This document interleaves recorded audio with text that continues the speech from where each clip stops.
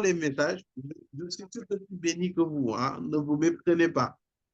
Moi-même, je me dis, attends, donc telle chose. Donc, je bénis le Seigneur parce qu'il est en train de nous amener quelque part. Et plus on avance, plus je comprends que il veut que l'on ne soit pas ignorant concernant certaines réalités spirituelles. Et il veut nous éviter des dérives, il veut nous éviter d'entrer dans certaines manières de penser, dans certaines manières de faire. Il y a des choses qui se passent physiquement, c'est parce que ça a déjà été établi spirituellement. Et je disais que personne d'entre nous n'est né, voilà, parce que j'ai éternué, ou bien n'est né juste parce que Dieu a fait ça. Nous tous, nous sommes nés parce que, voilà, nous venons de quelque part.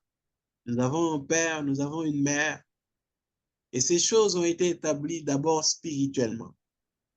Donc, autant physiquement, tu te dis que tu as un père, tu as une mère, autant spirituellement aussi, Dieu, il n'y a pas de Dieu peut. Dieu a disposé dans ta vie un père et même une mère pour t'accompagner dans ta foi. Et l'objectif du Père spirituel, ce n'est pas de prendre la place de Dieu en tant que Père céleste, loin de là. Mais c'est juste cette personne que Dieu va poser dans ta vie pour t'accompagner, en fait. Et je disais aussi que dans tout domaine, même dans le domaine professionnel, souvent tu vas chercher à avoir un mentor, tu vas chercher à avoir un devancier pour qu'il puisse te partager son expérience, pour qu'il puisse te partager ses conseils, pour qu'il puisse t'accompagner, pour que voilà, tu puisses faire quand même un parcours bien, parce qu'il va t'éviter certaines erreurs que ton mentor a eu à faire. Je donnais aussi l'exemple d'un entrepreneur, et j'ai dit un entrepreneur qui commence de zéro, si ce n'est la grâce de Dieu, et qui fait par lui-même, sans qu'il y ait le conseil de quelqu'un qui l'accompagne, des mentors ou de parrains, c'est quelqu'un qui va un peu galérer et qui va prendre du temps avant de prendre son envol. Alors que contrairement à quelqu'un peut-être qui va être coaché, mentoré, qui va avoir quelqu'un qui l'accompagne, il va gagner énormément de temps. Pourquoi? Parce qu'il y a quelqu'un qui est là à côté et qui peut lui donner de bons conseils. Est-ce qu'on se comprend? Maintenant, la question, c'est pourquoi spirituellement tu veux refuser ça? Et Paul nous dit, la nature ne nous enseigne-t-elle pas? Et je disais aussi que moi, je faisais partie de ces camps-là. On n'a pas besoin de père spirituel. Le Saint-Esprit nous suffit. Hein? Nous avons, c'est bon, avec le Saint-Esprit, on est bien. Dieu me parle et puis c'est tout. Et je disais que parfois Dieu va disposer que voilà, tu as ton Père avec lui, avec toi. Mais si déjà ta relation avec ton Père spirituel c'est compliqué, je n'imagine pas avec le Père céleste que tu ne vois pas. Amen. Mercredi dernier, on a donné beaucoup de choses un peu partout. On a donné les courants spirituels et pourquoi l'importance d'avoir un père spirituel. Et aujourd'hui, en fait, le but du message, c'est de pouvoir faire identifier vous faire identifier votre père spirituel en quelque sorte. Hein. Donc, le message d'aujourd'hui s'intitule Caractéristiques d'un père, les caractéristiques d'un père. Et l'objectif, c'est de vous permettre d'avoir des éléments, en fait, pour pouvoir l'identifier, en fait. Bon, pour certaines personnes, c'est clair, c'est net. Pour d'autres, ils se posent encore la question. Donc, l'objectif, c'est de que vous puissiez l'identifier. Sachant que, bon, vous le verrez tout à l'heure dans le message, c'est pas parce que vous êtes dans GMR que je suis votre père. Hein. Ça aussi, voilà. On va pas faire les manipulateurs et vous imposer. Voilà. Nous sommes, bon, moi, je ne suis pas de ceux qui courent derrière pour être le père de ceci ou père de cela, parce que c'est une lourde responsabilité. Et voilà, je préfère que quelqu'un d'autre prenne cette responsabilité que moi. J'en ai assez de cette responsabilité. Donc, que le Seigneur te révèle ces choses-là. L'objectif, c'est de te donner ces éléments-là et sur la base de ça, que tu puisses vraiment identifier ton Père. Sachant que derrière, en fait, c'est Dieu qui choisit ton Père spirituel, ce n'est pas toi. Ça, c'est important. Aucun enfant ne choisit son père. Hein. Je suis désolé. Dieu qui va te disposer, il va te révéler qui est ton père. Mais ce n'est pas parce que lui, il est chic, lui, il est beau, lui, il a un peu de rhétorique. il énonce bien, il roule les R, que, ouais, il s'habille très bien, il a de l'influence, ok, c'est mon père. Ça ne se passe pas comme ça. Dieu regarde à ta destinée, Dieu regarde à ta vie, et Dieu sait ce dont tu as besoin. Dieu sait de quel type d'onction tu as besoin qui agit dans ta vie, et il va te connecter à un père. Et souvent, il va te parler de différentes manières. Et il va te permettre par rapport à cet homme que vous ayez une certaine relation. Et c'est ce qu'on va décrire aujourd'hui. Hein. Comment, en fait, voilà, quelles sont ces caractéristiques, qu'est-ce qui caractérise votre relation? Sur la base de ces caractéristiques, en fait, là, est-ce que c'est ton père ou pas? C'est de ça qu'il s'agit, en fait. Mais pas que, voilà, il a l'air beau, il a l'air riche, il a de l'influence, donc c'est lui mon père. Donc, si tu veux avoir un peu plus de notoriété, tu te connectes à telle personne, tu es le fils de parce que ça ne se passe pas comme ça. C'est Dieu dans sa grâce, dans sa miséricorde et dans sa sagesse. Il sait ce dont tu as besoin et qu'il va te connecter à un père. Et si tu es sensible et si tu lui demandes, il peut te le montrer. On va partir de cette base-là. C'est Dieu qui te révèle. Ce n'est pas toi qui choisis. Ah non, tel est mon père, tel est mon père. Pourquoi? Bah, je ne sais pas, il me plaît bien. Cette notion de père spirituel peut paraître bizarre. Il fallait te connecter la semaine dernière. Demande à ton frère, à une sœur, il va te donner les versets de base pour que tu puisses comprendre. Mais je disais que moi, je faisais partie de ceux qui les combattaient, mais sur la base de la parole, je sais que c'est biblique et qu'il te faut un père si tu veux aller loin. Je ne suis pas en train de dire que le Saint-Esprit ne suffit pas, Dieu ne suffit pas. Mais tu as besoin d'un père si tu veux aller loin. Et en plus d'aller loin, si tu veux être dans la durabilité, si tu veux être, comment je dire, stable dans le temps, tu as besoin d'un père. Et même naturellement, si tu regardes autour de toi, c'est une règle. Hein? Donc, ce n'est pas une loi en quelque sorte. Souvent, vous allez voir que les enfants qui sortent parfois d'un foyer où ils n'ont pas vraiment de relation avec leur père, ce pas des enfants stables. Chez les femmes, ça va pas être des enfants stables émotionnellement. Ils vont avoir un déficit, je veux dire, émotionnel. Ils vont toujours chercher l'attention. Ils vont toujours chercher le mot. C'est quoi encore le mot? De l'affection ailleurs, en fait, chez les hommes. Et c'est ce qui les amène à toutes sortes de déceptions.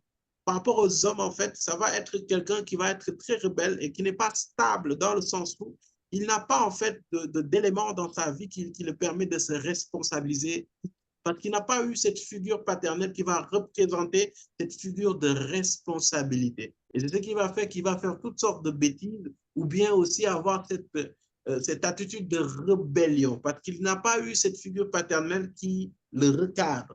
Même chose spirituellement.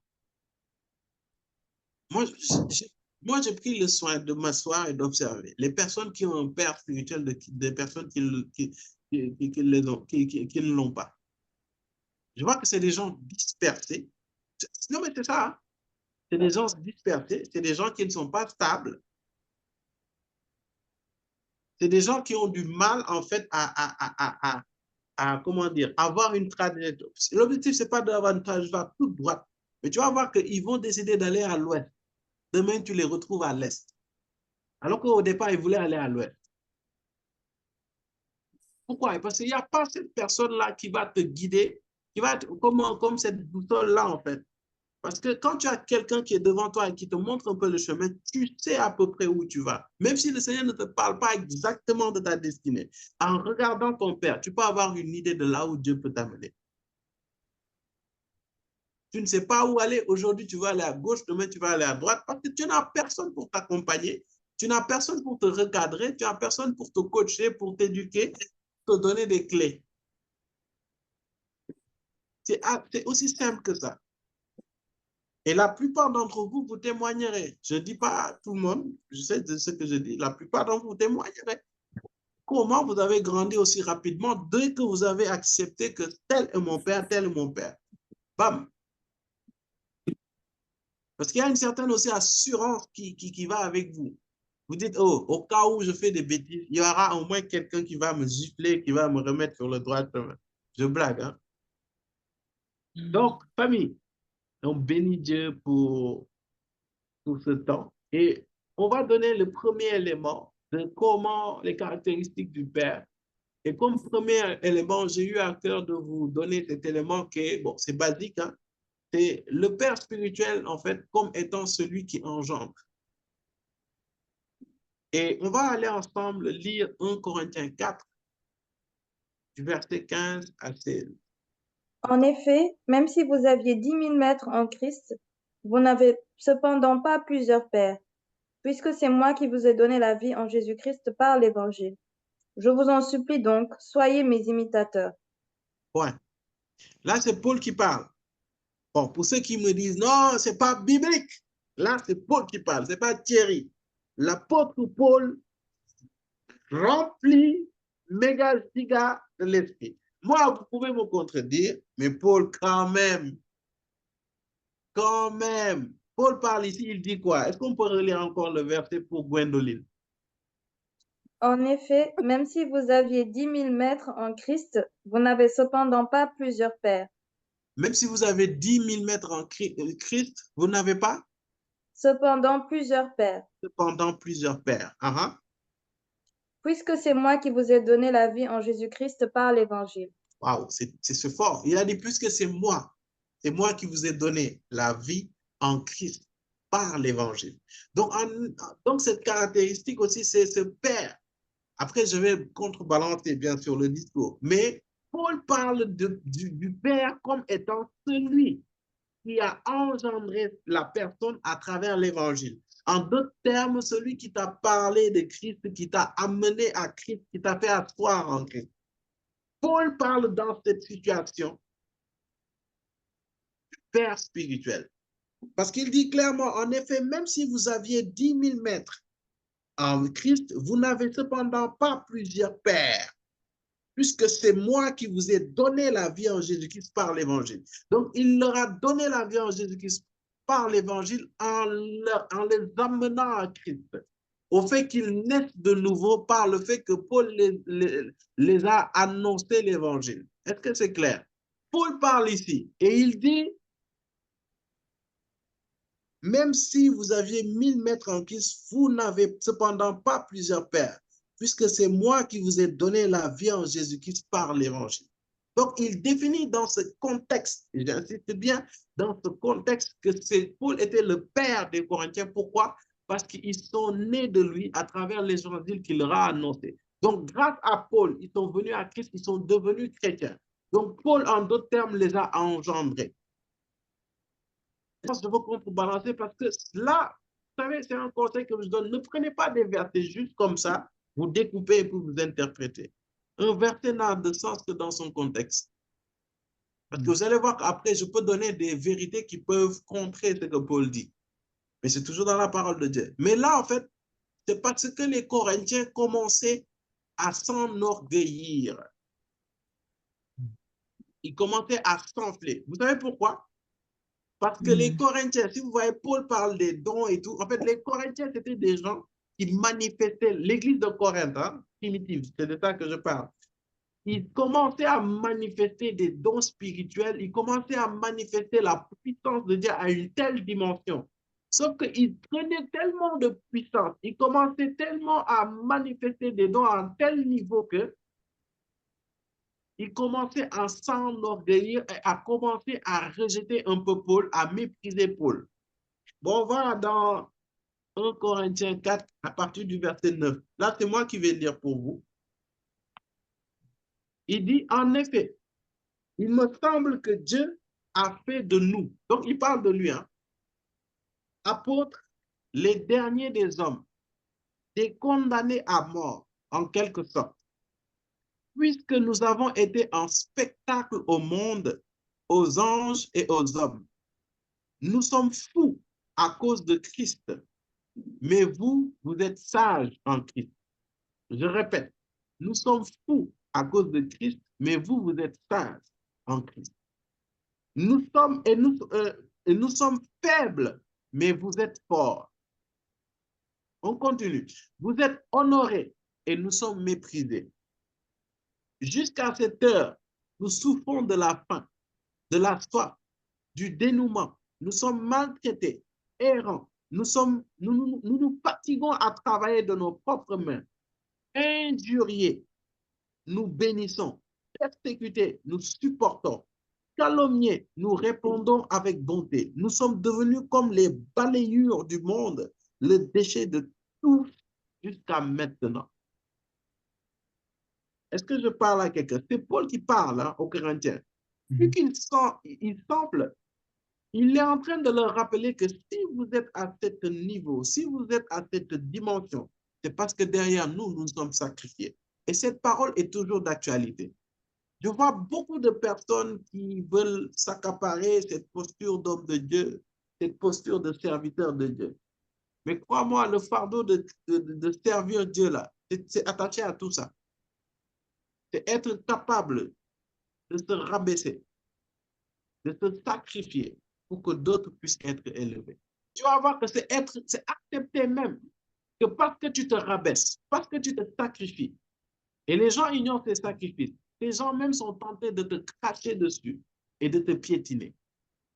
Est-ce que ton cœur est prêt à ça? Si tu es prêt à ça, tu peux commencer à venir servir Dieu. Et quand je veux servir Dieu, tu commences à te voir. Hey, servir Dieu, c'est les pupitres. Les pupitres, c'est rien. Se mettre devant là, ce n'est qu'un laps de temps. Ce n'est que la partie visible de l'iceberg. Mais la partie invisible, là, c'est les temps de préparation, les temps de méditation, les temps de veille, les temps où tu ne dors pas, les temps où même malade, tu te lèves pour prier, pour aller chercher la face de Dieu, pour venir donner à ce peuple qui est bien habillé, assis quelque part de très confortable. D'ailleurs, la preuve, moi, je suis contraint même de m'asseoir, d'activer la caméra, de faire tout. Mais certains parmi vous, je peux mettre ma main à couper. Vous êtes couché sur votre lit ou bien vous êtes prélassé sur vos canapés. Vous n'avez aucune contrainte. Tout ce qu'on vous demande, c'est juste de vous coucher et d'écouter. Mais moi, je vais parler pendant 2 ou 3 heures. C'est ça, être homme de Dieu. Et parfois même s'attendre à l'idée que tu prêches tout ça là, tu prends du temps, tu cherches la face de Dieu, tu pries, tu viens, tu libères la parole. Et puis des gens vont venir dire tout ce que tu fais là, nous le pouvons. Ah, c'est trop facile. Paul c'est tout ce qu'il dit. Hein? Je relis pour vous. Je ne suis pas en train de vous culpabiliser, hein, mais je veux juste vous montrer certaines réalités, n'est-ce pas? Écoutez bien, parce que Paul parle à une catégorie de chrétiens qui commençaient à manifester les dons et qui commençaient à s'enorgueillir. C'est pour cela qu'il les a ramenés à l'ordre et il leur a rappelé qui était leur père, qui était la source de là où ils sont actuellement. Et il dit, déjà vous êtes rassasiés. Alors que Paul, il était persécuté. Le gars, parfois, il ne mangeait pas. Le gars, parfois, il annonçait l'évangile. On le lapidait jusqu'à il croyait être mort. Mais de l'autre côté, les Corinthiens à qui il a apporté l'évangile, ils étaient rassasiés, ils étaient bien. Je veux parler à une certaine catégorie de personnes qui aspirent à servir Dieu. Soyez prêts. Servir Dieu, ce n'est pas seulement bien s'habiller, être devant pupitre, tu prêches, et puis on t'appelle papa, tu fais le gros dos. Ça, c'est rien. Je vous assure, c'est rien. Là, je prêche peut-être de 20h à 21h30 ou peut-être 1h, 1h30. Mais derrière la préparation, vous n'avez aucune idée. Déjà, le jour même, le temps que je prends pour prier, c'est plus de temps que le temps que je prêche. Vous savez ça? Donc, vous pensez que je vais vaquer à mes occupations, je prends le temps, je dîne, je coupe, je découpe, après je viens, je m'assois. Allez, on va prêcher. Vous pensez que c'est ça? Je ne suis pas en train de me vanter, loin de là. Et je ne suis pas en train de vous mépriser, mais je veux juste vous faire comprendre certaines réalités parce que je veux percer quelqu'un qui est en train de gonfler, qui veut gonfler au milieu de nous. On se calme. Donc, déjà, vous êtes rassasiés. Déjà, vous êtes riches. Le temps que je prends pour préparer un message là, si je prenais ça pour m'intéresser à mes projets, je pense que j'allais être à une autre dimension. C'est vrai ou c'est faux? Il y a le temps que tu prends, frère. Tu donnes ça au Seigneur et puis tu dis, Seigneur, tu m'appelles et je répondrai, conduis-moi et j'irai. C'est lui qui nous a appelés, on est parti et il nous a conduits. Écoutez bien, vous avez commencé à régner sans nous, si seulement vous pouviez régner. Écoutez-moi bien en esprit, s'il vous plaît, avec vous. En effet, il me semble que Dieu a fait de nous, les apôtres, les derniers hommes des condamnés à mort, en quelque sorte, puisque nous avons été donnés en spectacle au monde, aux anges et aux hommes. Nous sommes fous à cause de Christ, mais vous, vous êtes sages en Christ. Nous sommes faibles, mais vous êtes forts. Vous êtes honorés et nous sommes méprisés. Jusqu'à cette heure, nous souffrons de la faim, de la soif, du dénuement. Nous sommes maltraités, errants, nous nous fatiguons à travailler de nos propres mains. Injuriés, nous bénissons. Persécutés, nous supportons. Calomniés, nous répondons avec bonté. Nous sommes devenus comme les balayures du monde, le déchet de tous jusqu'à maintenant. Et il continue, il dit, ce n'est pas pour vous faire honte. Moi aussi, je répète, ce n'est pas pour vous faire honte, bien-aimés. Hein? Je sais qu'il y a d'autres dimensions de sacrifice qu'il faudra faire. Mais bon, comme j'ai dit, on va tous mourir ici. Je ne vais pas être le seul à mourir. Donc, on continue. On dit, bon, quand je dis mort, c'est mourir à soi. C'est-à-dire le mot ma me là, pour que ça parte et que Christ prenne la place. Donc, il dit, ce n'est pas pour vous faire honte que j'écris cela, mais je vous avertis comme mes enfants. Toi qui te doutais, même Paul parle de père et d'enfant. Hein? N'est-ce pas? On continue. Il dit, en effet, même si vous aviez 1000 mètres en Christ, vous n'avez cependant pas plusieurs pères, puisque c'est moi qui vous ai donné la vie en Jésus-Christ. Il continue, il dit, je vous en supplie donc, soyez mes imitateurs. Bien-aimé, si tu veux aller loin, il faut que tu imites quelqu'un. Je vous en supplie, donc soyez mes imitateurs. Pour cela, je vous ai envoyé Timothée. Que quelqu'un dise avec moi Timothée. Timothée. Timothée. Et mon enfant bien-aimé et fidèle dans le Seigneur. Paul, vous savez qu'il n'a pas eu de femme. Paul, il n'était pas marié.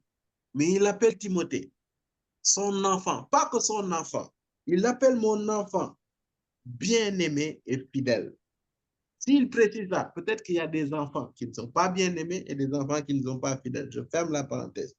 Il dit quoi? Il vous rappellera quels sont mes principes de vie en Christ.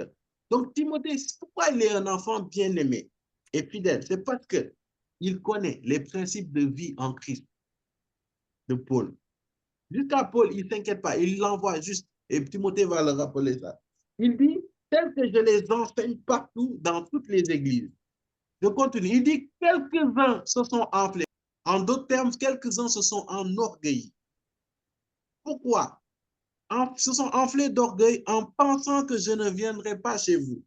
Il dit, mais je viendrai bientôt, si c'est la volonté du Seigneur, et je prendrai connaissance, non des paroles, mais de la puissance de ceux qui se sont enflés d'orgueil. En plus, Paul, c'est quelqu'un de très conciliant, hein, je vous assure. Mais s'il va jusqu'à taper, c'est parce qu'il a vu, et je vous assure, je sais que Paul, je n'ai pas encore fait le 10e de ce qu'il a fait, mais je peux le comprendre. Frère, c'est difficile. Tu payes le prix, tu te démènes. Tu le fais pour le Seigneur. Mais tu vois une certaine catégorie de personnes, dès qu'ils commencent à voir le bout de l'aile de l'ange, c'est fini. Ils s'enorgueillissent. Ils pensent qu'ils sont arrivés. Eh Seigneur. Et il dit quoi? Il dit, mais je viendrai bientôt si c'est la volonté, et je prendrai connaissance, non des paroles, mais de la puissance de ceux qui se sont enflés d'orgueil. C'est-à-dire qu'il y avait dans un truc, comment on appelle ça? Ça veut dire comment on appelle ça? Dans Corinthe, il y avait des gens qui manifestaient la puissance. Je vous assure. Mais Paul dit, OK, vous voulez montrer que vous avez la puissance, mais n'oubliez pas que je suis votre Père. Et si c'est moi qui vous ai engendré en Christ, il ne faut pas que vous soyez fous en fait. En plus, d'ailleurs, je vais venir là-bas et je vais voir les personnes là qui font les orgueils. C'est quoi leur puissance? On continue. En effet, le royaume de Dieu ne consiste pas en paroles, mais en puissance. En deux termes, l'histoire là, ce n'est pas juste parler là. je vais venir et je vais vous montrer, je vais vous rappeler qui est votre Père. Et il dit quoi? Que voulez-vous? Que je vienne chez vous avec un bâton ou avec amour et dans un esprit de douceur? Donc, c'est que les gens, ils ont vraiment déconné, quoi. Jusqu'à Paul dit, que voulez-vous? Que je vienne avec un bâton? Donc, il a parlé à une certaine catégorie de chrétiens. Paul les a amenés à Christ en leur annonçant l'évangile. Donc, Paul dit qu'il était leur père et il n'avait pas tant père.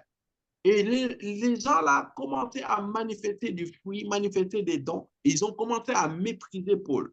Ils ont commencé à avoir une attitude vraiment qui ne respecte, en fait, qui fait qu'ils ne respectaient pas Paul, en fait.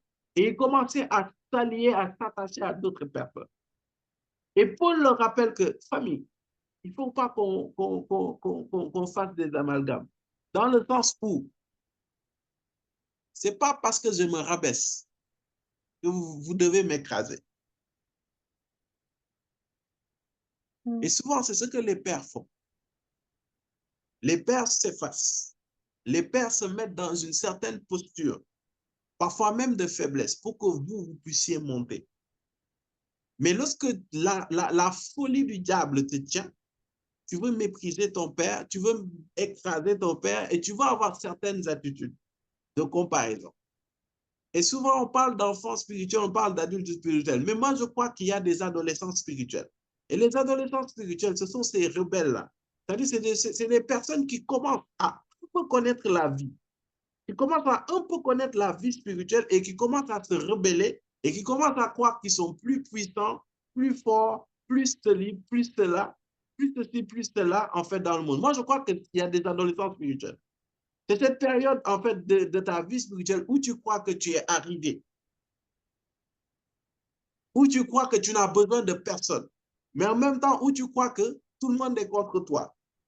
C'est-à-dire, celui que Dieu a établi sur ta vie, lorsqu'il te dit ne fais pas ceci, calme-toi, non, attends, tu penses qu'il est contre toi, tu penses qu'il te jalouse. Alors que ce que les pères voient, tu ne les vois pas. L'expérience qu'ils ont, tu ne l'as pas.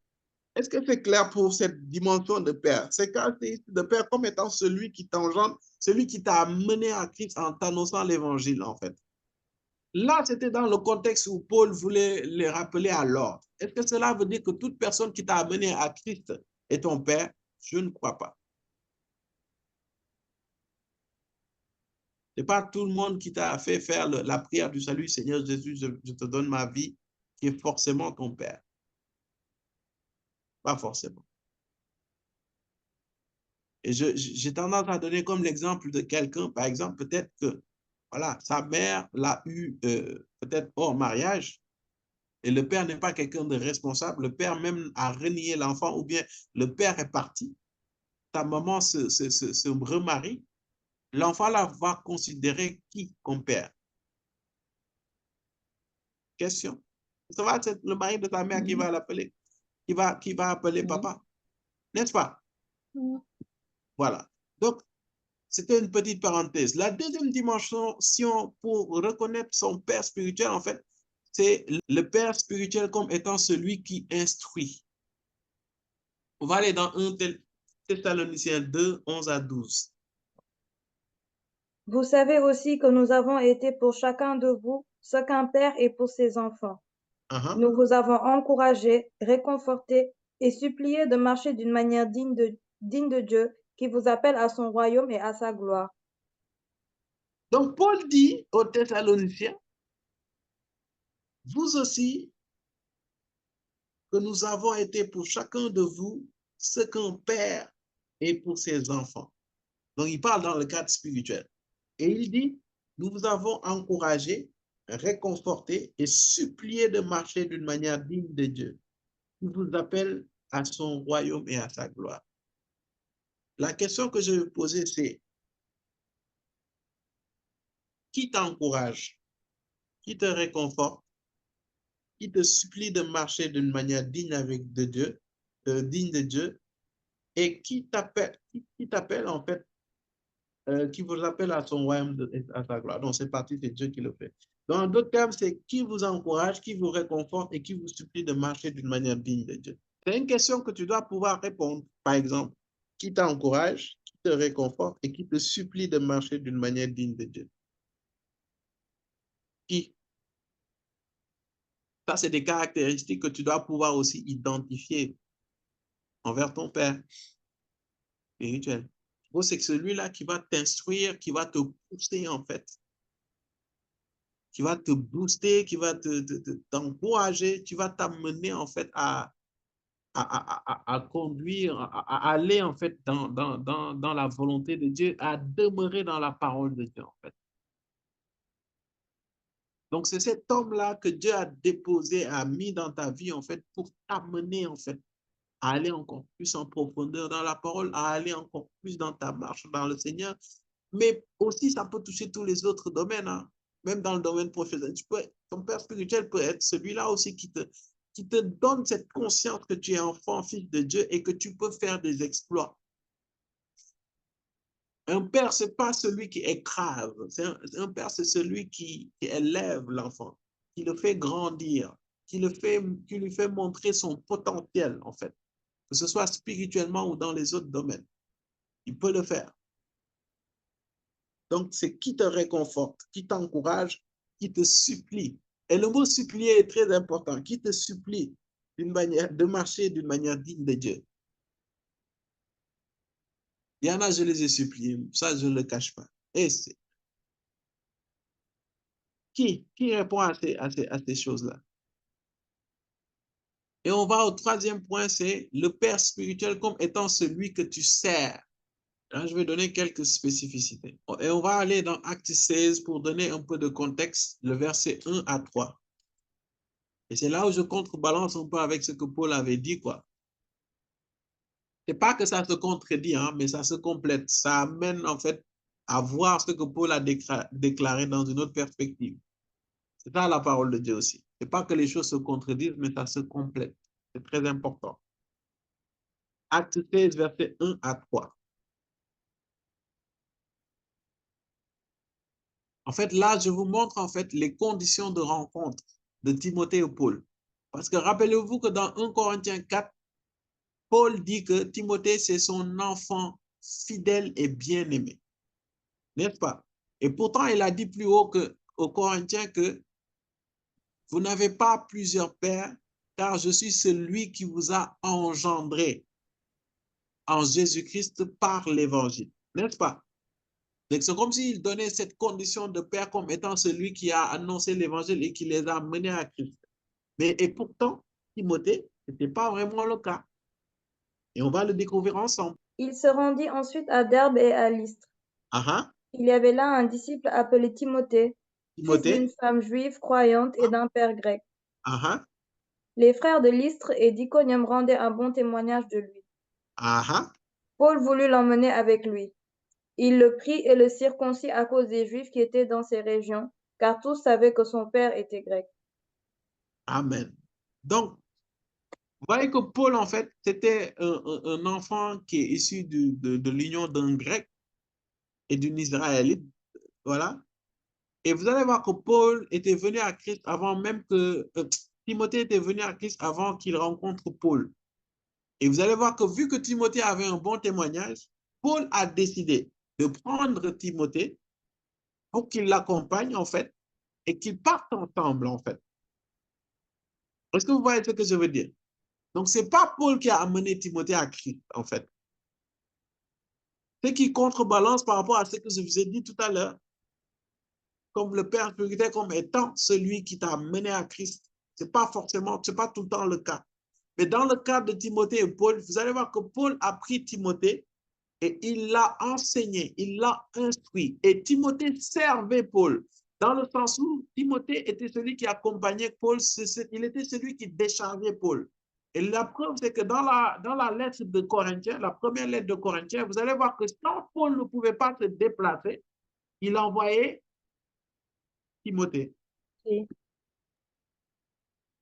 Et tu vas voir que dans certaines églises, quand Paul n'avait pas le temps d'y aller, il déléguait cela à Timothée. Donc, Timothée déchargeait énormément Paul. Mais cela s'est fait à une condition, le fait que Timothée ait tellement passé du temps avec Paul Timothée était tellement intime avec Paul, il le servait, il était à côté de Paul. Il savait comment Paul fonctionnait. Jusqu'à il a dit aux Corinthiens, que je vais vous envoyer Paul, il va vous enseigner mes principes de vie dans la foi. Parce que Timothée les savait. Et je vous ai rappelé dans le message d'hier que l'onction des pères coule, pas par affinité forcément, mais par le fait que tu passes du temps avec cet homme. C'est le cas de Moïse et Josué. Et le message de la semaine prochaine, je vous donnerai en fait des clés sur comment se connecter à un père, comment se connecter à l'onction d'un père. Pour que ça coule à flot. Donc, Amen. dans Moïse et Josué, le cas de Moïse et Josué, on disait que c'était un serviteur, c'était l'apprenti de Moïse. Josué était l'apprenti de Moïse. Mais vous allez voir qu'à la fin, Moïse a libéré son onction sur lui. Pourquoi? Parce qu'il le servait, il était à ses côtés, il apprenait à ses côtés. C'était la même chose entre Élie et Élisée. Ce qu'Élisée faisait. Élisée, c'était celui qui lavait les mains d'Élie. Tout ce qu'il faisait. Mais il y a une petite nuance. C'est-à-dire que le gars, vu que c'est lui qui lavait ses mains, c'est lui qui était au service d'Élie. Donc, lorsque Élie faisait des miracles, Élisée voyait. Lorsque Élie allait à gauche, Élisée voyait. Lorsque Élie dormait, Élisée voyait comment il dormait. Lorsque Élie priait, Élisée savait comment il priait. Donc, par observation, je répète encore une fois, par observation, je répète encore une fois, par observation, il y a quelque chose qui a quitté le Père et qui est allé vers le Père. Et c'est la raison pour laquelle, lorsque les Corinthes commençaient à s'enorgueillir, parce qu'ils manifestaient la puissance de Dieu, ils commençaient à s'enfler. Quelle est la préconisation que Paul leur a donnée? Je vous en supplie, soyez mes imitateurs. Comment on imite une personne? Je vous donne des clés, mais que ceux qui ont des oreilles pour entendre, entendent. Timothée était continuellement avec Paul. Timothée était l'imitateur. Moi, je crois même que c'était la copie conforme de Paul, mais avec une version améliorée. Pourquoi? Parce que l'âge que Timothée avait, Timothée était un jeune, très jeune. D'où le fait que Paul lui disait ne méprise, que personne ne méprise ta jeunesse. Lorsqu'il a écrit dans la lettre à Timothée, vous vous rappelez? Timothée était jeune. Donc, Timothée avait déjà, en quelque sorte, l'esprit de Paul, mais pas à l'âge de Paul. Donc, ça veut dire que techniquement, si Timothée était soumis à l'esprit de Dieu, s'il avait l'âge de Paul, il allait forcément faire plus que Paul. D'où le fait, la parole que je vous disais, que les fils commencent sur les épaules des pères. C'est la raison pour laquelle je vous disais, moi, quand je venais de donner ma vie à Christ à 1 an ou 2 ans de foi, ce que la plupart de mes fils et filles font, je ne le faisais pas. Moi, je suis choqué. Il y en a qui voient clair parmi eux. Alors qu'ils sont juste à 1 an ou 2 ans de conversion. Ils voient très clair. Qui est soumis à l'esprit, qui aime l'esprit. Moi, à 1 an, 2 ans, les seules fois où le Seigneur me parlait, j'avais juste une capacité que le Seigneur m'avait donnée de discerner les esprits de famille. C'est juste que j'avais une douleur ici, au niveau des paumes, là. Je sentais comme une douleur. Et ça, je savais qu'il y avait des esprits de famille. Ça, c'était mon prophétique. Level 1000, hein, et j'étais content. Mais maintenant, si ça, je fais ça, vous allez rire de moi. Ça, par exemple, c'est l'intérêt d'être sous le manteau d'un père. Ça fait gagner de l'expérience. Je vous assure, à 1 an, 2 ans, comment vous entendez Dieu? Non! Moi, les petits trucs que j'entendais, c'était les versets ou bien un mot. Si c'était beaucoup, c'était 2 mots. Les phrases, c'était bien après que je recevais ça. Et parfois, je viens, quand vous allez prier, et c'est là où je me plains de vous. Nous, avec le peu qu'on allait là, avec Edmond, on allait de maison en maison prier. C'est-à-dire, quand il y avait des cas, on était comme des commandos dans Dakar. On nous appelait et puis on allait visiter les gens dans les maisons. Et puis, on était tellement fiers. Et puis, on entendait peut-être juste des mots. Maladie. On sait que la personne est malade. Pas lui. On sait qu'il n'y a personne à appeler. Et puis, on vient, on prie. Et parfois, bon, quand je sentais la douleur, je dis, frère, il y a un esprit de famille dans la pièce. Et puis, je le disais avec fierté. Tout ça pour vous dire qu'on a commencé quelque part. Mais vous allez voir que l'onction de Dieu qui s'est accumulée, l'expérience que le Saint-Esprit nous a donnée qui s'est accumulée, en fait, Vous en profitez directement au temps T. C'est ça être un père. Timothée, vous allez voir que je reviens dans le contexte. Ce n'est pas que Paul l'a amené à Christ, mais Timothée passait du temps. C'était lui qui était son compagnon. Et vous savez que la plupart des lettres que Paul écrivait, c'est Timothée qui les écrivait. Ce n'est pas Paul. Paul parle et Timothée note. Et si vous voulez le voir, vous allez juste aller à la fin des lettres. Vous allez voir que Paul dit, Timothée vous salue. Il a écrit cette lettre de sa propre main. Donc Timothée, en gros, si tu le regardais à ces temps-là, il avait l'air de faire des tâches ingrates. Et notre génération, c'est pas notre problème. On n'aime pas faire les petites choses. On aime faire les grandes choses très tôt. On aime faire les grandes choses. Voilà, mon père, quand il venait en France, là, d'ailleurs, j'étais à Montpellier. Je me déplaçais jusqu'à Toulouse. J'étais étudiant. Hey, les billets, ça piquait. Mais bon, je ne faisais pas, j'y allais. Quand j'y vais là-bas, j'étais brigade Nyapan. C'est-à-dire, les gens tombent, c'est moi qui les capte. Puis je le fais de ça. Moi, c'était juste ça. Donc, je me déplaçais de Montpellier à Toulouse. Et Montpellier à Toulouse, il n'y a pas de train direct. C'est-à-dire, tu fais, je ne sais pas combien de trains là. J'y allais. J'assistais. Je venais, les gens tombent, je les attrape. Et puis, quand je finis, je salue mon père, comment vas-tu et tout. C'était ma joie. Je bénis Dieu et puis je pars. Il n'y a pas qu'il m'imposait les mains et prier. Non. Bon, maintenant, voilà. Quand je viens, il refuse, il me dit, viens t'asseoir et tout. Ça dit parce que là, l'équipe a grossi, quoi. Mais le premier programme qu'il a fait en France, il était en 2017. C'est des choses qui paraissent ingrates, qui ne paraissent rien du tout. Mais Dieu regarde ton cœur. Dieu résiste aux orgueilleux. Et beaucoup sont orgueilleux. Et beaucoup passent à côté des grâces et des bénédictions de Dieu parce que vous aimez trop les choses qui brillent. Vous aimez trop les choses qui vous élèvent. Trop. Il y en a qui aiment trop être au devant de la scène. Et parfois, quand tu éprouves ton cœur, c'est juste parce que tu veux être devant. Tu veux être le premier, la première. Tu veux juste être au devant de la scène, tu veux que les projecteurs soient sur toi. Mais tu n'as aucune idée du poids de la coupe à boire. Frère, je vais te dire la vérité. Chaque ministère, il y a une coupe à boire. Ça, il faut que je te le dise. C'est comme ça, il y a beaucoup. Je préfère qu'ils prennent leur temps. Prenez votre temps. Pas courir. Ce qui vous joue les tours, c'est que le ministère, vous voyez juste le côté glorieux. Vous voyez juste le côté glorieux. Vous n'avez aucune idée du prix à payer derrière.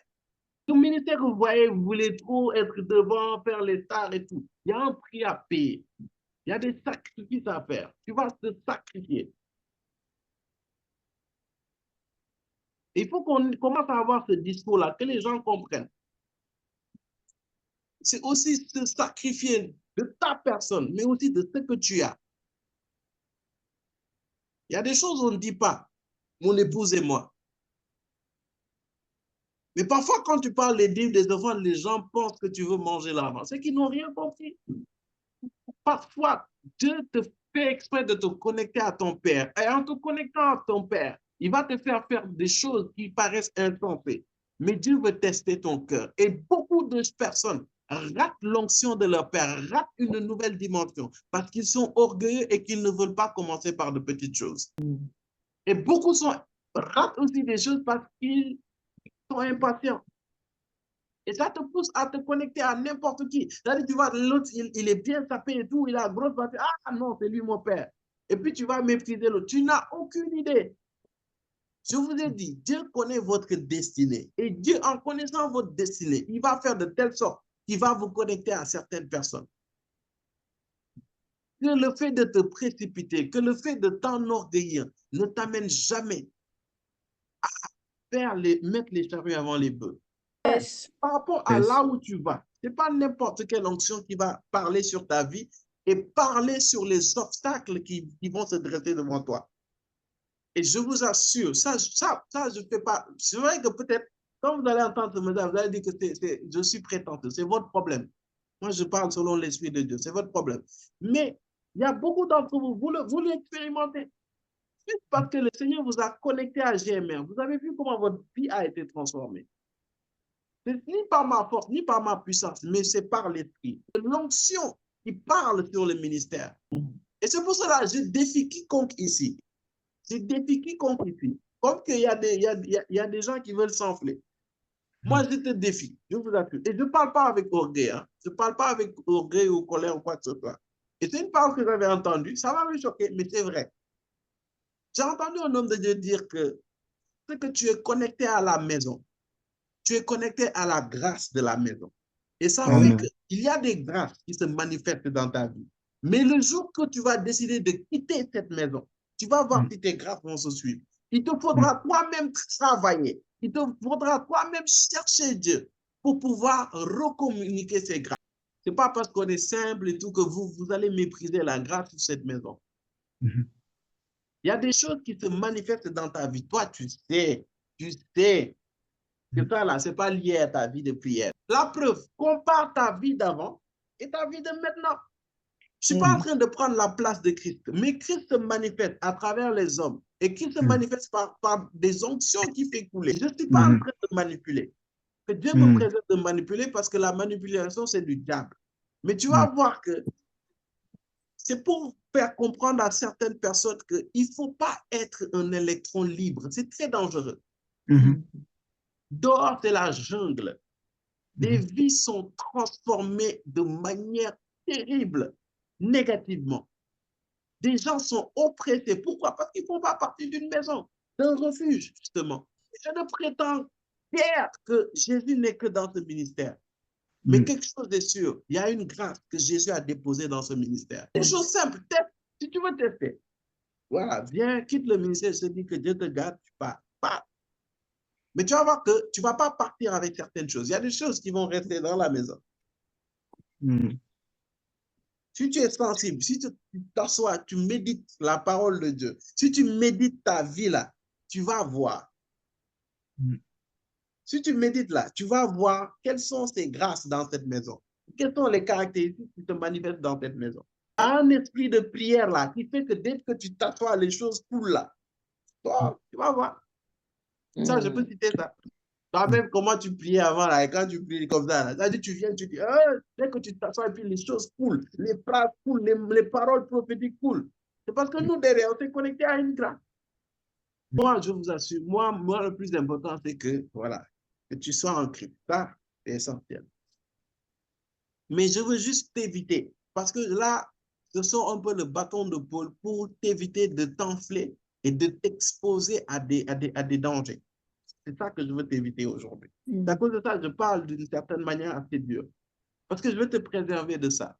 Tu sais pourquoi? Parce que le fait que tu sois dans une famille et que tu es nourri, que tu es logé, blanchi spirituellement, il y a forcément des grâces, des bénédictions qui vont commencer à se manifester dans ta vie. Et lorsque tu es ingrat ou bien lorsque tu es orgueilleux, tu vas penser que c'est toi. C'est-à-dire que c'est par toi-même que tu es arrivé à ça. Alors que Dieu a disposé les choses. Dieu t'a amené dans cette famille pour que tu puisses grandir. Et ça fait que tu commences à mépriser les gens, tu commences à murmurer. Tu commences à critiquer. Tu commences à penser d'une certaine manière. Tu commences vous savez, en Christ, il n'y a pas d'indépendance. Il y a la liberté, mais il n'y a pas d'indépendance. Montre-moi un chrétien indépendant et je te montrerai un chrétien en danger. En Christ, il y a la liberté, mais il n'y a pas d'indépendance. Moi qui te parle, je ne suis pas indépendant. Je suis sous l'autorité des pères.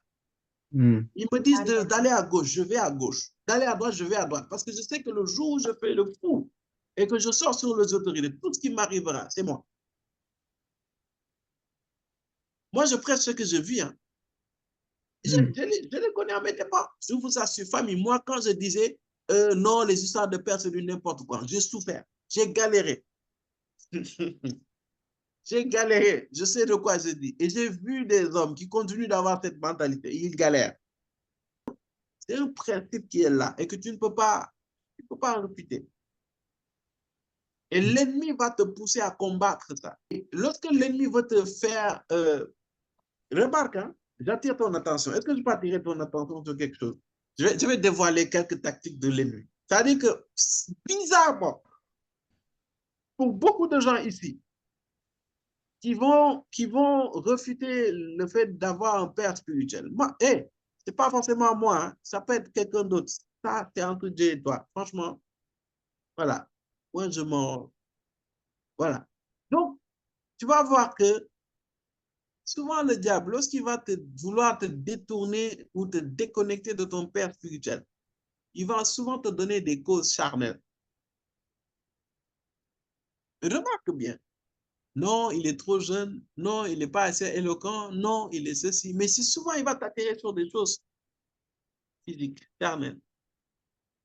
Peut-être même, non, c'était mon pote, je l'ai vu hein, boire de la bière, aller en boîte de nuit, et puis tu veux qu'il soit mon père. Mm.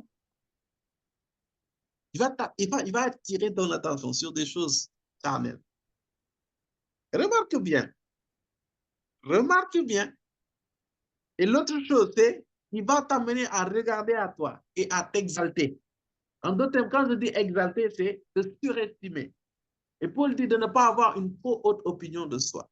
Et là, je vais te donner un cas particulier et c'est un moyen pour moi aussi de contrebalancer tout ce que je dis dans le sens où tu peux avoir ton père spirituel, c'est ton père spirituel et ne pas forcément le servir ou bien ne pas forcément être dans ton ministère. Mais ces situations sont assez... moi, je sais ce que je dis. C'est assez délicat. Donc, je vous donne l'exemple biblique. 1 Pierre 5, verset 13. Je vais attirer votre attention sur certaines choses pour vous montrer que dans la Bible, là, chaque détail compte. Ceux qui ont été choisis comme vous et sont à Babylone vous saluent, ainsi que Marc, mon fils. C'est qui parle? C'est Pierre. L'apôtre Pierre, on est d'accord. Il dit quoi? Répète s'il te plaît. Ceux qui ont été choisis comme vous et sont à Babylone vous saluent, ainsi que Marc, mon fils. Et là, c'est plus Paul. Peut-être vous dites Paul, il est venu après le Christ, donc il a parlé de fils spirituel s'il veut. Mais Pierre, Pierre, l'apôtre Pierre, pour certains, c'est Saint Pierre, de faux pope. C'est pas n'importe qui, hein, selon certains. Pierre dit, qui est ton fils? Marc. Vous savez de quelle Marc il s'agit?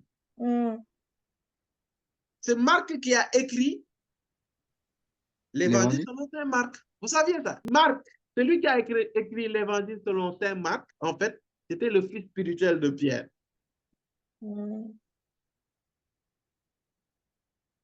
Et pourtant, Marc ne vivait pas avec Christ, mais Marc était là, c'était un témoin en d'autres termes.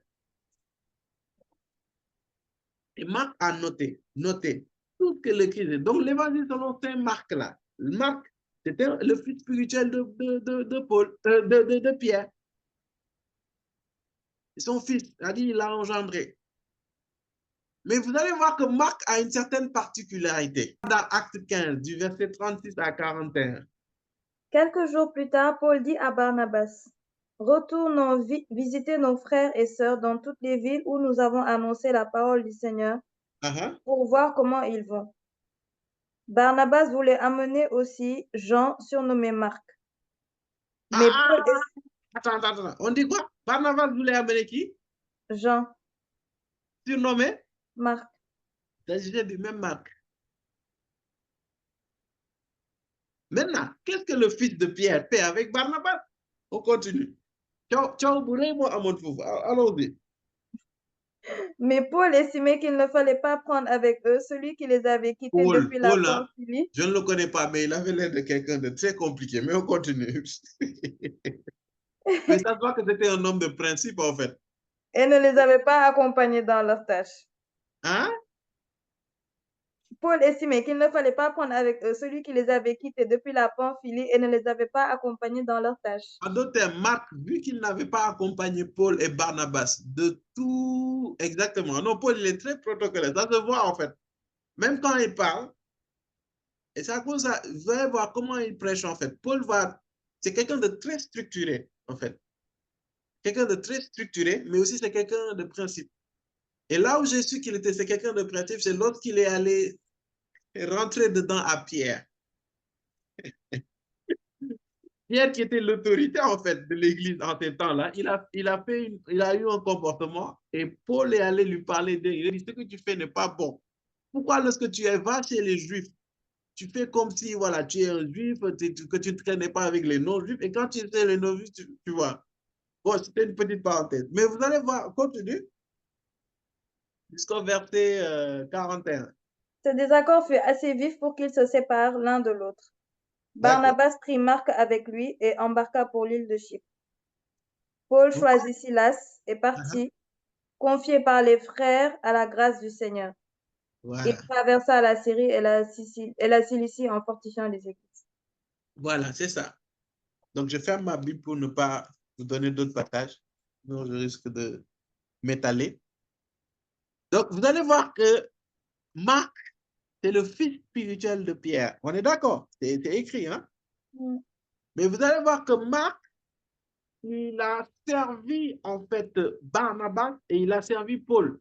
Parce que je ne sais pas si vous le savez, mais après, vous allez voir que un peu plus tard, dans Actes, vous allez voir qu'après, Paul va demander à ce qu'on lui amène Marc pour qu'il l'aide dans le service. Mais vous allez voir que Marc, c'est le fils de Pierre, donc c'était quelqu'un qui était avec l'apôtre Pierre. Pierre l'a renseigné et tout. Et vous allez voir qu'après Marc, en fait, lorsque Barnabas était venu, j'ai dit quoi? Marc, lorsque Barnabas est venu, en fait, Pierre lui a dit, va avec Barnabas, aide-les. Un père envoie ses fils, hein, pardon. Aide-les. Et le fait il a voulu les aider, et il était d'abord avec Barnabas pendant un temps. Et à un moment, Paul et Barnabas ont commencé à voyager. Et jusqu'à, ils devaient aller dans une autre destination. Paul a dit, non, Marc ne peut plus aller avec nous. Une étape de notre voyage. Il n'a pas été là depuis le début, donc il ne va pas venir avec nous. Donc, il y a eu des altercations. Après, bon, Barnabas est allé avec Marc et Paul a pris Silas. D'où le passage où Paul et Silas ont été emprisonnés, ils chantaient tout. Donc, vous allez voir que Paul, il traînait.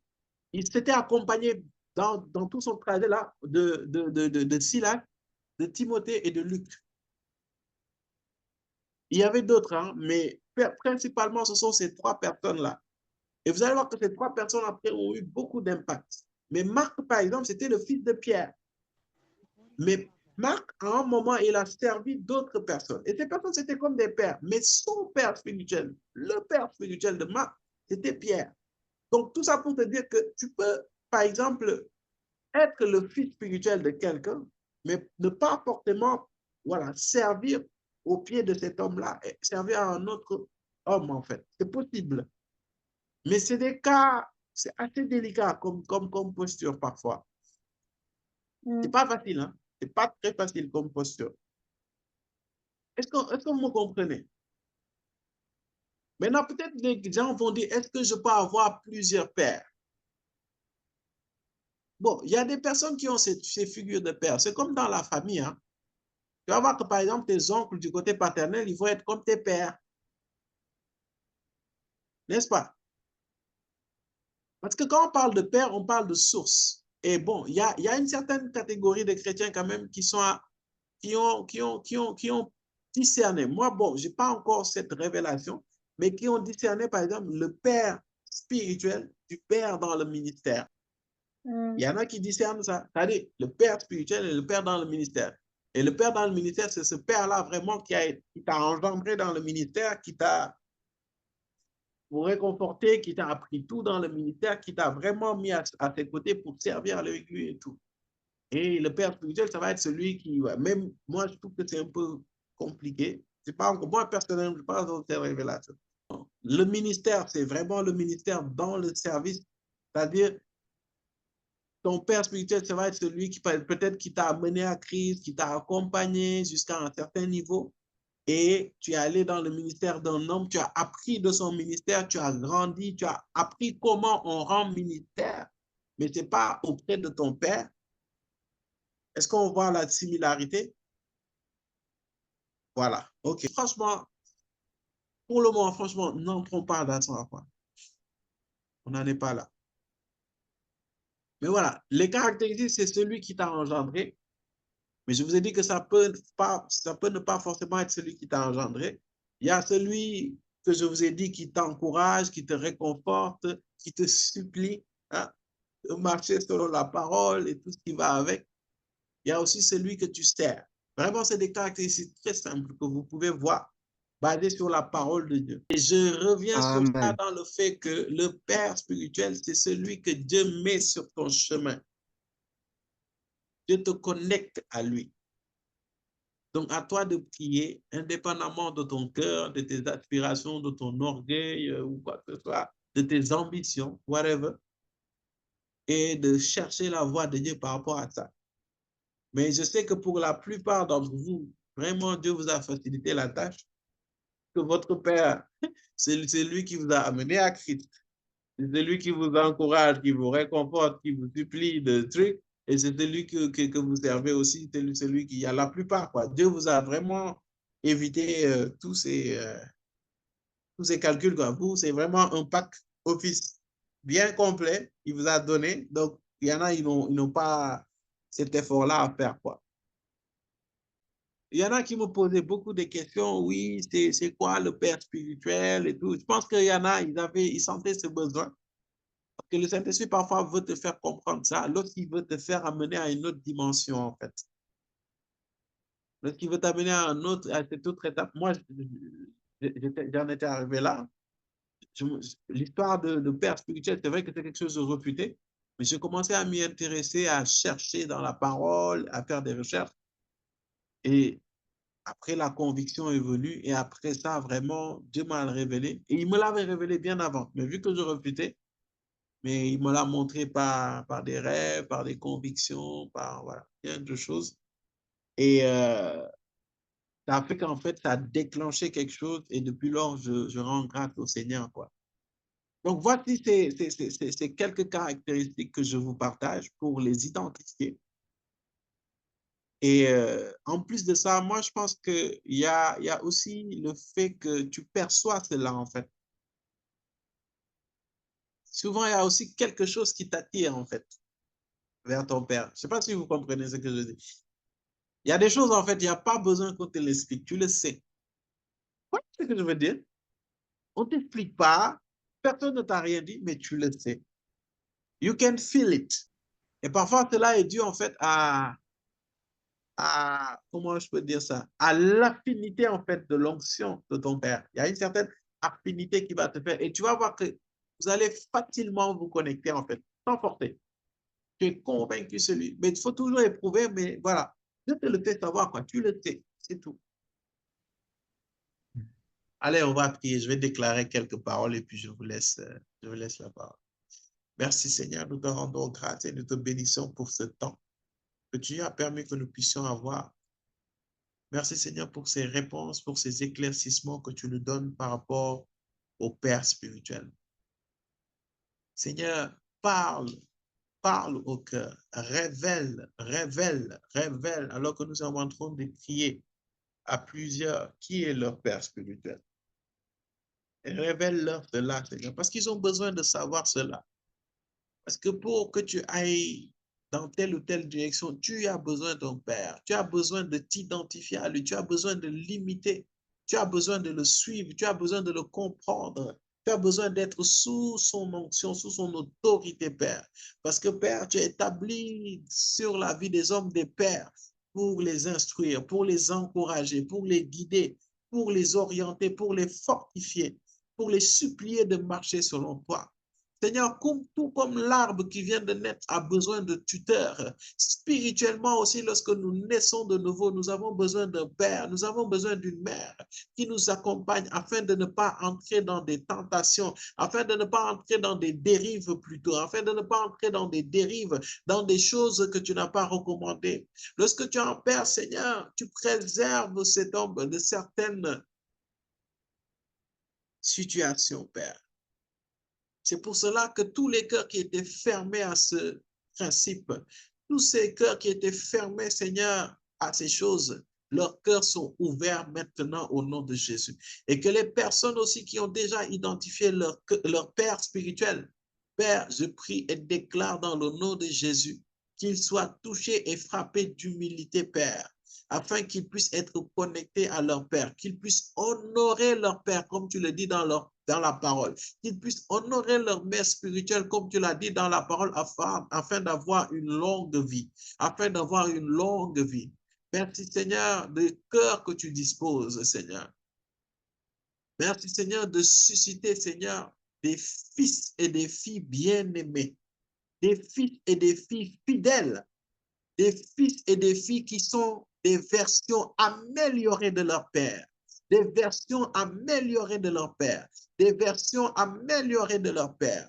Seigneur, afin que ces fils et ces filles soient une nouvelle génération avec une onction améliorée, avec une onction meilleure, avec une onction plus puissante, avec une onction plus humble, Seigneur, pour ta gloire et ta gloire seule. Et cela dans le nom précieux et puissant de Jésus-Christ.